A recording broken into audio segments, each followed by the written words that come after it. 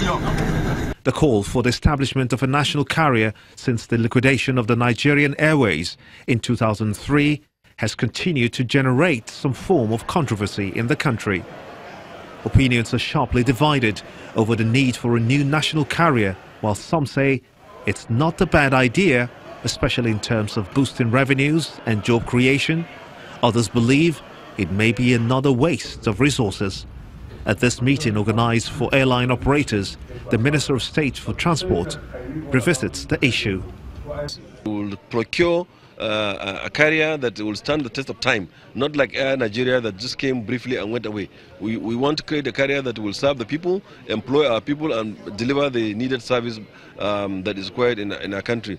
And of course, make the industry more robust and then bring down the prices of tickets and so on and so forth. And more importantly, to connect our people to markets, to countries, to nations, to businesses, to cultures, to places of commerce, which is the intent and purpose of air transportation.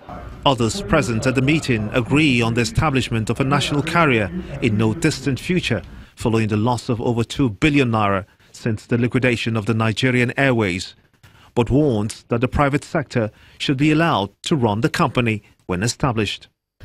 We in the National Assembly are in support of setting up a national carrier, but it must be private sector driven.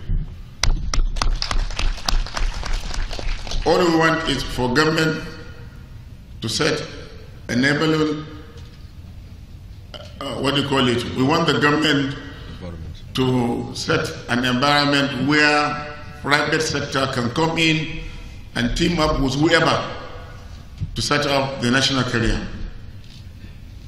Government should not play a role of financing it or running it.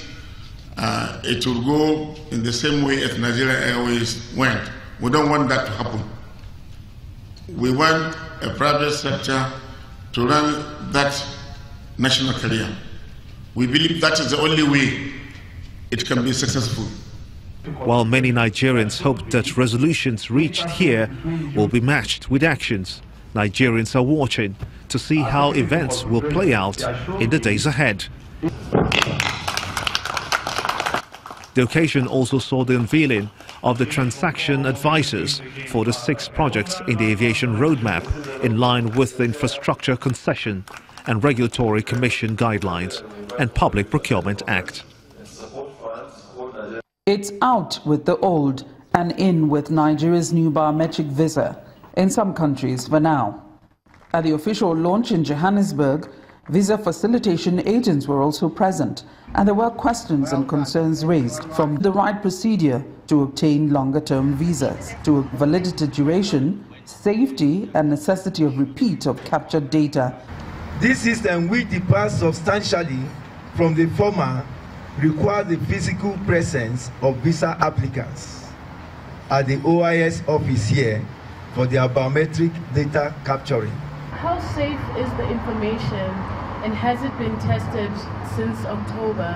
The information you are inputting will normally be assessed only by those who have the need to know, and will assure you that we will protect this information with the best possible way that it will be done in accordance with international best practices. Before we launched the process in October in South Africa last year, we had tested it in the lab for a long period before it came out into, we cannot be testing with people's live data. So we already tested it back office to make sure that once we came on live, we got everything right. There were also questions and clarity regarding Nigeria's visa on arrival policy. The applicant who is desirous to go through to Nigeria by visa on arrival will have to go on to our website, which is www.immigration.gov.ng, and then choose visa on arrival and apply. Approval will be sent to the email address of the applicant, and he will arm himself with that approval, and upon arrival he presents it to immigration officers in Nigeria, and they will direct him to the visa on arrival desk where he will be issued with a visa. The new biometric visa processing has begun in the Phase 1 rollout countries, which include South Africa, the United States of America, the United Kingdom, India, China, and the United Arab Emirates. Children under 5 and senior citizens 65 and above are exempted. It's the first non-stop service from Canberra to Europe. After the break, we'll bring you the sights and the sounds. Please stay with us.